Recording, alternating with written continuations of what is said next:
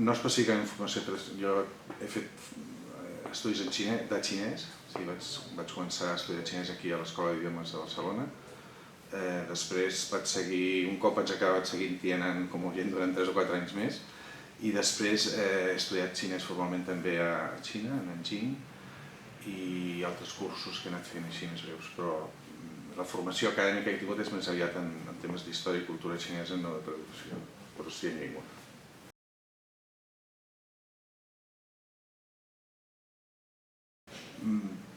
Bé, en certa mesura, no traductològic, però sí que m'ha servit perquè jo abans de posar-me a estudiar xinès i d'entrar en el món del xinès havia fet estudis literaris. Jo havia fet filologia catalana, i llavors, en certa mesura, sí que m'ha servit la meva formació com a crític literari, com a lector, etc. I després, amb els anys, però ja més tardament i no tant com a traductor, sí que he anat fent algunes coses, llegint coses sobre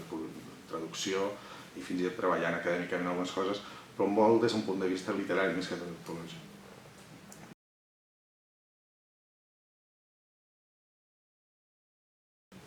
Home, és important el contacte amb la llengua viva, en certa mesura, llavors, si a la Xina o si estàs en un entorn molt ric d'ús de la llengua, però sí, en principi és important, sí.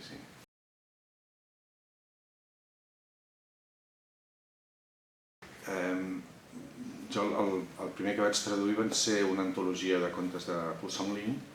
a 4 mans, en aquell cas, i la feina era tant la tria, no era una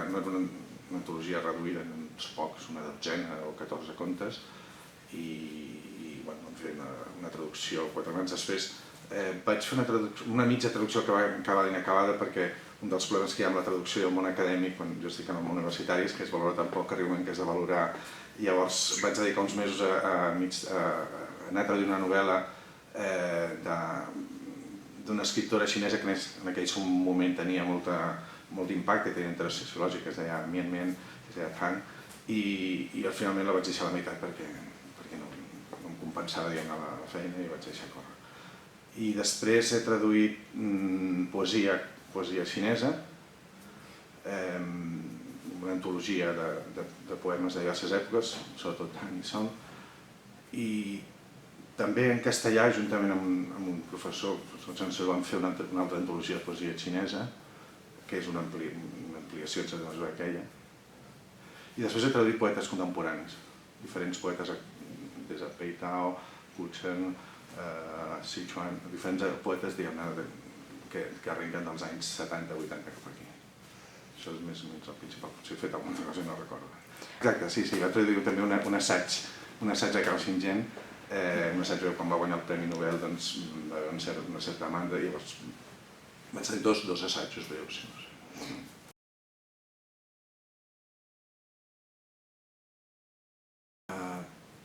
Home, potser els poemes clàssics m'han demanat més temps i més esforç per aconseguir el resultat que volia. Sempre els he fet amb un cert marge de temps, sense una pressió molt forta, i aquests vaig poder anar-hi treballant, però sí que em va demanar bastanta dedicació.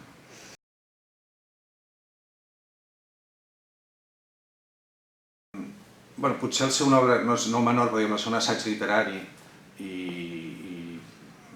potser hi havia passat, no va ser l'any calent, potser va ser ja no hi havia aquell moment inicial, no és un fet que tingués tant. A més, la veritat és que el Premi Nobel té molt d'impacte i tal, però també des d'un punt de vista literari té l'interès que té, i llavors tampoc hi ha una cosa que... Però sí, i a més l'autor m'ha interessat sempre, m'ha seguit interessant i he seguit dedicant esforços com a crític, escrivint articles sobre diferents aspectes de la seva obra. O sigui que és un autor realment que m'interessa, així que vaig agrair que el guanyés perquè ens va donar a conèixer un autor que possiblement no hauria passat desapercebut.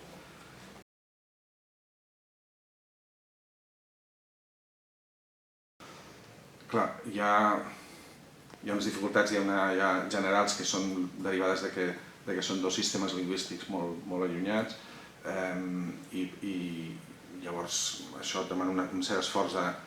ja no només de comprensió, sinó de trobar formes de dir el mateix o d'abocar el que s'està dient d'una manera consistent a l'altra llengua. Això és el primer. Després hi ha problemes que jo en treballar textos sobretot poètics, que són els que he dedicat més esforç, etc., hi ha l'esforç d'aconseguir un text que literalment sigui un poema també, en català. I pel que fa a la resta, en ficció, és cert que moltes vegades hi ha uns problemes derivats de referents culturals, etc., és a dir, que demanen una cerca i una contextualització que t'obliga a preguntar, a mirar, a buscar.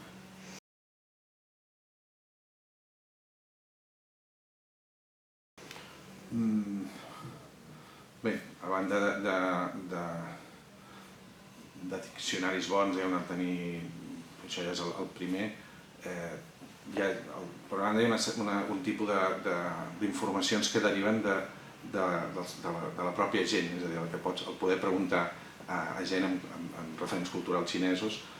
d'entrada que poden donar pistes o poden ajudar a interpretar una frase que és molt òbvia que tu estaries molta estona perquè hi ha un joc de llenguatge, perquè hi ha una referència, llavors això és un tipus de cerca. Després, actualment hi ha amb la possibilitat de l'accés a través de la xarxa a informació, hi ha moltes maneres, fins i tot el posar la frase, el buscar ocurrències en xinès de l'ús d'aquella paraula. La definició d'una paraula és el seu ús i per tant veure com s'usa i per tant posant en els buscadors l'expressió o la frase pots trobar això en aquest context ho fan servir això, llavors per aquí pots aclarir moltes coses. No tant llibres que parlin sobre allò, sinó veure com en aquest repositori de llenguatge que és l'internet, com és usada aquesta expressió, moltes vegades et resol.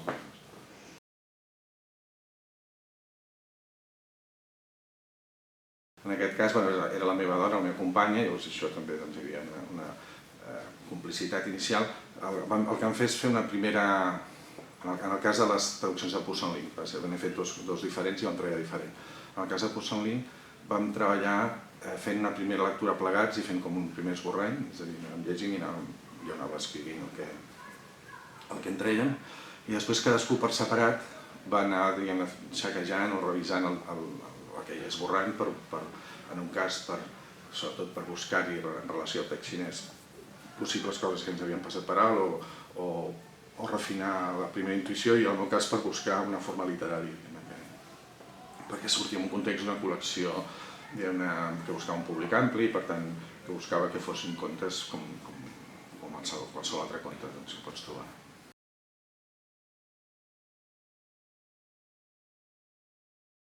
Sí, a mi en el meu cas venia d'aquesta tasca en paral·lel, és a dir, jo em dedico a diverses coses alhora, diguem-ne, acadèmicament més aviat dedicat pel que fa als estudis xinesos a coses d'història i cultura i a vegades traduint, però en paral·lel mai he deixat de fer aquesta feina de crític literari, he fet antologies de contes, he fet uns quants centenars d'articles en premsa, etc. I llavors tenia contacte amb editors perquè treballava, etc. Llavors hi havia aquesta figura una mica del traductor propositiu, és a dir, que jo vaig dir, de fet també l'editor, en aquell cas era Quadrats Crema, l'editor Jaume Boi Corba, ens coneixíem, de fet treballàvem junts, llavors va dir, hem de traduir alguna cosa al xinès i doncs això, havíem mirat alguna cosa, una altra possibilitat, un relat, i finalment això li va donar una mostra, li va interessar. En d'altres ha vingut, un cop sabien que fer això, doncs propostes genèriques, vols traduir una cosa, i hi havia una col·lecció de clàssics d'Editorial Alfa, que més aviat es dedicaven a traduir clàssics llatins i grecs, i volien obrir una col·lecció de clàssics universals, llavors traduir una cosa i vaig dir, mira, podria fer això i m'anem endavant, vam tirar per aquí. O sigui, ha anat. I en el cas de la de Carles V sí que va ser també un encàrrec, en aquest cas volien traduir. I en d'altres casos, de fet, he rebut altres propostes per no dedicar-me centralment a la traducció i estar en un entorn acadèmic que això no ho feia possible o viable, doncs havia de rebutjar perquè A més, moltes vegades el món editorial té unes presses o té uns ritmes que és complicat de caçar. Ara, quan hi ha propostes que diuen no hi ha pressa, us ho fem i quan tinguis ens ho poso, llavors és clar.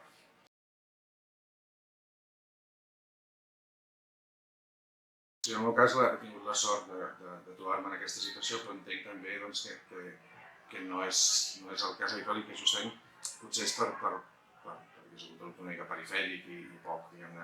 representatiu d'una traducció professionalitzada, que és un dels problemes que trobo que hi ha, especialment en català i en castellà també, però comença a canviar més, que és el fet que, per una banda, perquè el món editorial ha apostat, fins ara havia apostat d'una manera poc decidida per la traducció directa del xinès, llavors era difícil que algú es pogués professionalitzar en producció literària perquè no tenia una roda d'encàrrecs, i que per l'altra banda l'àmbit acadèmic més aviat penalitza que no afavoreix el fet que fins i tot la gent que es dedica a la traductologia o a l'àmbit de traducció exerceix la traducció, que compta més un petit article sobre l'ús del pronom feble, no sé què, en tal traducció, que no fer una traducció. Llavors aquesta mena d'absurd fa que hi hagi no hi hagi l'experiència ara comença bé, però comença gent generacions joves molt formades, que estan començant a tenir més continuïtat i a fer una certa carrera de traducció. Però hi havia potser aquest tracte més professional habitual, que llavors entra en el que també ja coneixem d'altres àmbits i sigui com a prologuista de coses o en el tracte de les editorials, aquesta cosa també de la pressa i després resulta que va un calaix i el que dius, no? Però sí, em va dir que només faltaven 2 dies i que no podia dormir si no acaba i després resulta que feien 3 mesos a tornar a parlar i no, perquè... O sigui que va ser cosa que són absurdes, però és el món industrial.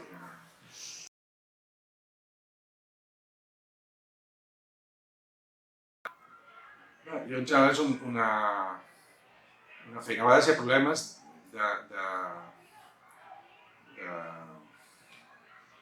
en qüestions de topònims, etc. Per això doncs, ara ja hi ha recursos per dir això. Quan s'han fet guies, etc. també recentment no? Això està validat que es pugui dir així. Però en general penso que és un filtre important i necessari, però que està bé també lligar-s'ho perquè a vegades hi ha criteris formals. També vaig fer una traducció, en aquest cas més que una traducció és una adaptació, però que és una adaptació del Tao Te Ching, del Lao Tse per nens. És una idea boja, que una editorial infantil va proposar que és una col·lecció il·lustrada, d'aquests llibres per nens molt petits, que només hi ha, de fet, són extreure de triar com 12 versets, parells de versos o frases del Tao Te Ching, que siguin representatius del llibre i que un il·lustrador va fer un dibuix a cadascun. Llavors, perquè els nens que no saben llegir o llegeixen, els pares llegeixen i a través d'una forma intuïtiva, etc. Llavors aquí va ser un tour de fort. Jo no ho veia molt clar, però l'editor va dir sí, perquè el projecte, i segurament farem algunes de fer algun conte o alguna col·lecció de contes taoistes adaptats, diguem-ne, de contes actuals, adaptats per nens.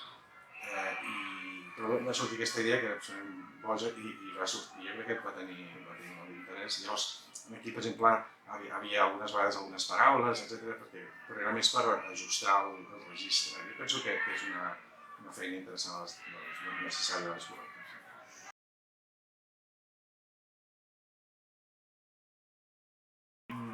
N'hi ha hagut algunes que sí, per exemple, diria que, per exemple, els contes de Paul Sonin sí que hi havia la presència del nom del traductor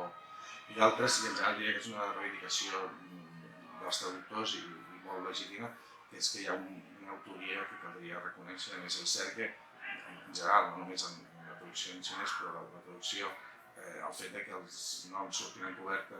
i que els traductors són reconeguts en la seva tasca també és un factor, perquè quan vas coneixent una sèrie de traductors, doncs és evident que és un factor més que et pot atraure cap al llibre, que n'he llegit altres, doncs et pot... Sí, jo penso que a més és que realment hi ha una feina important i per tant és evident.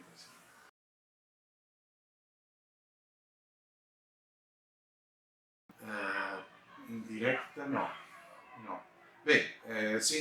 perquè justament quan el Premi Nobel Cao Xingchen va guanyar el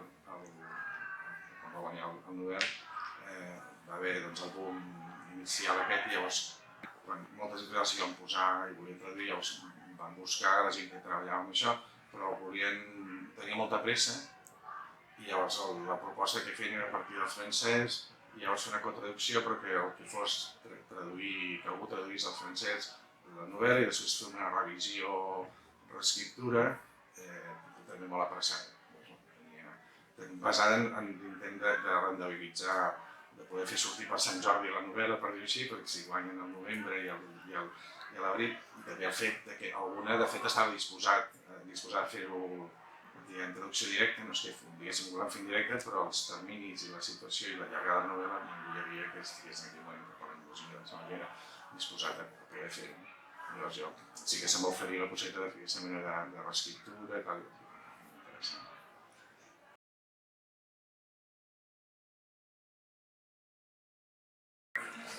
He dedicat un cert, que lliga una mica la meva dedicació com a estudiós de la literatura catalana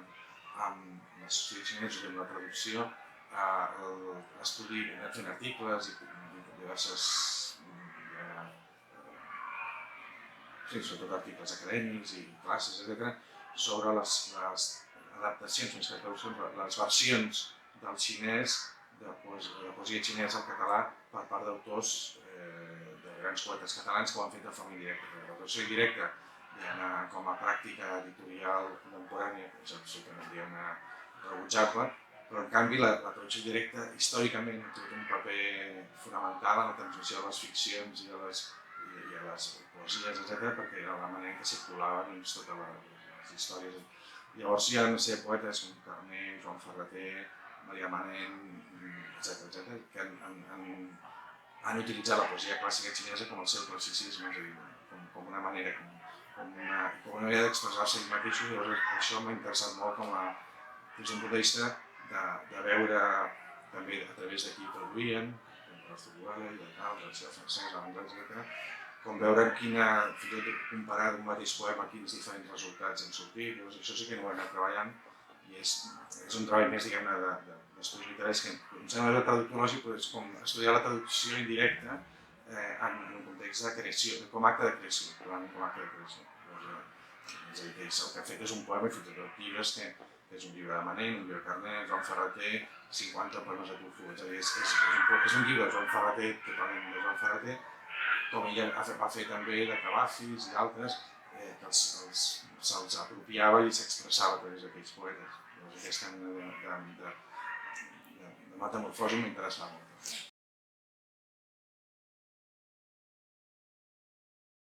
Sí, a vegades. També perquè he fet un tipus de traduccions en context que no és tant d'editorial com de revista literària, sobretot en poesia contemporània. He fet algunes vegades a la revista Reduccions, que és una revista força prestigiosa de poesia, no només de traducció. I allà, doncs, per exemple, quan vaig fer una tria, per exemple, de Li Qingzhao, una poetesa de la dinastia Song, doncs allà vam fer, ja ens convindria fer una mena de petita biografia, introducció, per entendre fins i tot el fet que és una de les poques escriptores canonitzades en la tradició xinesa, perquè tenia moltíssimes antologies, però que estaven una mica subterranis. I altres casos també, o vaig fer ara recentment de Sichuan, que és el mateix poeta actual, i explicar el que implica, perquè els poemes en si mateix ja parlen, però sobretot aquests textos més de contextualització a vegades són necessaris. Més que jo soc partidari després de, a la mesura possible, que el text parli per si sol, intentar, pensant molt en aquest lector ampli, no recarregar d'informació, diguem-ne, que estaria molt bé si és un referent, això és un personatge, no sé, però si allò s'entén i tal, que vulgui buscar i que segueix llegint.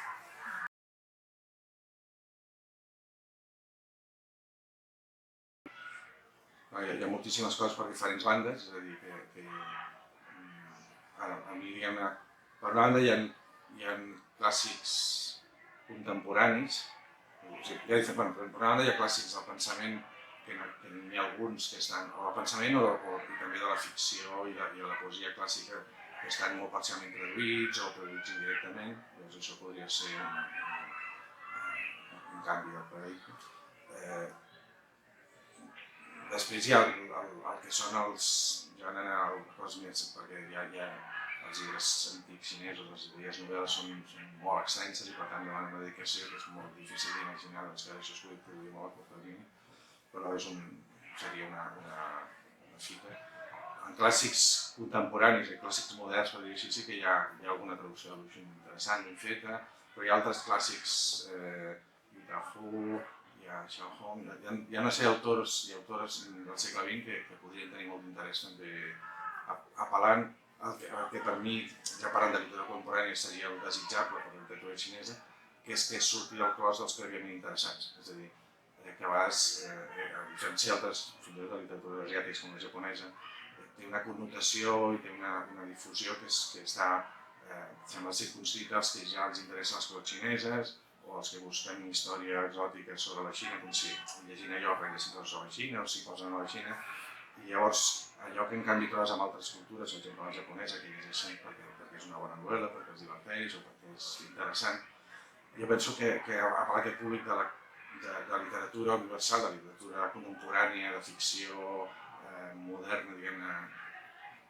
més enllà és a dir, que tant si és indi, si és japonès o si és francès, això falta una mica i per aquí jo crec que hi ha autors que tenen aquest potencial. És a dir, hi ha autors que tenen una contextualització molt xinesa i si no estàs una mica posat, dius que és una mica alt fora del... Però diria que per aquí hi ha... I després hi ha autors actuals, algun parcialment traduït, el cas de Yuhua, que m'interessa molt, perquè és una cosa que dius, no sé, donaria per això, per aquest tipus de públic o és a dir, que hi ha una sèrie d'autors que estan en marxa que jo crec que tenen aquest potencial d'universalitzar-se i per tant també d'arribar al lector curt de nosaltres.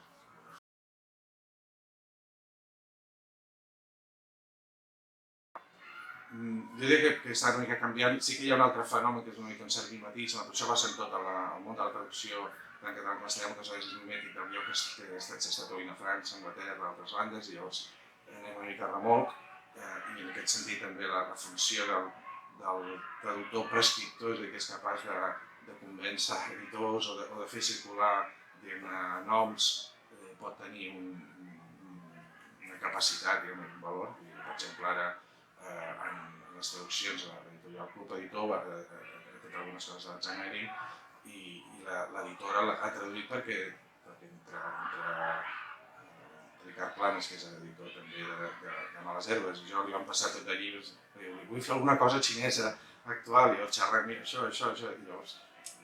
venia d'un interès previ però molt genèric, vull traduir alguna cosa xinesa del segle XX, no tenia cap informació, però llavors hi havia aquesta, llavors en aquest cas va ser ella que aquest és el que m'agrada.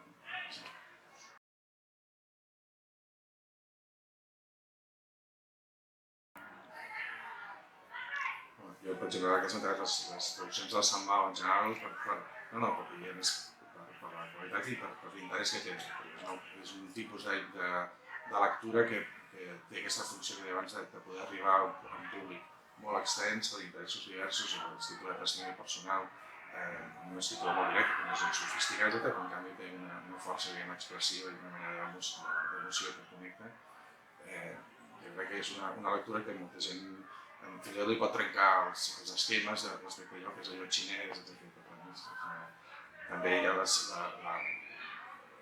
parlava d'aquestes de Zhang Ering, el subtitrat a brasilers, a Club Editor de Zhang Ering com a novetat, però després hi ha altres coses que venen de més lluny, en castellà, per exemple, jo, per exemple, hi ha coses que no sé ni si està al mercat, per exemple, a mi m'agrada molt la traducció de Los Mandarines que va fer Laura Ramírez, és un novel·lot d'aquests així important, però que és d'aquells que val molt la pena de posar-se, no sé, hi ha moltes coses.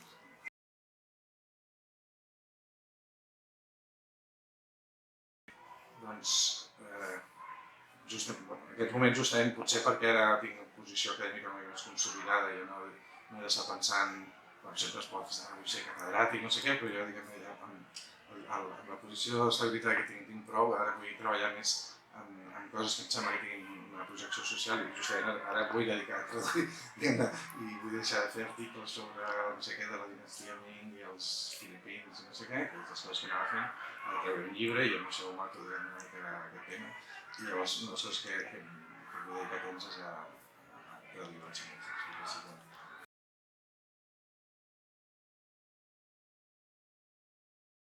Jo estic esperançat perquè veig, diguem, a banda, alguns editors que expressen interès, és a dir, que són conscients d'una certa mancança, tant en clàssics, perquè hi ha diversos directors de clàssics, per exemple, ha sortit una col·lecció que acaben de treure la Ilíada de la Casa dels Clàssics, que estan interessats en una cosa d'un clàssic xinès, etc. És a dir, que tenen aquesta... Venen de són els mateixos que van fer la meva traducció que i tenen interès en fer alguna cosa en clàssics, hi ha Esiana, hi ha Magasero, és a dir, 4 o 5 editorials i aquest escenari també editorials independents que veuen el potencial interès que hi ha en la literatura. D'altra banda, hi ha, quan segueix tota una sèrie de gent que està sortint d'aquesta paradoxa en què es troben que a vegades hi havia demandes de traduccions però ningú s'hi podia posar i va fer es va poder connectar al 5 que de fet no hi havia una possibilitat de fer una traducció directa amb els terminis raonables professionals, però que vol dir que ho has de deixar tot i tancar-te a fer això perquè no hi havia ni continuïtat assegurada en res, ni informació prèvia. En canvi, ara hi ha gent jove, etc., que es té, òbviament, en aquesta possibilitat de donar una certa resposta. I de l'altra, jo, ja més com a lector, com a crític, etc., veig que en la literatura xinesa actual, a banda de tot el repositori que porten, hi ha autors i tendències que poden tenir objectivament un interès real, és a dir, que més o menys allò, forcem per veure si col·loquem això i si la gent dirà que una rara, però estem molt bé, molt exòtic. En canvi, jo trobo que sí que la tendència curiosa que es pensa dintre que el món cultural està més reset, que no hi ha els diners, que està tot molt mal pagat, però sí que veig un problema, i aquí comparatiu amb el que japonès o el que rus, l'altre dia estava justament parlant amb un editor que parlant d'un traductor jove del rus, que era traduït com a 16 anuals, com s'ho fa i com és possible, i em deia, és que els russos ho paguen tot. Si el govern rus paga la traducció, paga la traductor i paga molt bé, llavors és un traductor que pot dedicar, llavors això és un incentiu. En el cas japonès també és bastant així. En el cas xinès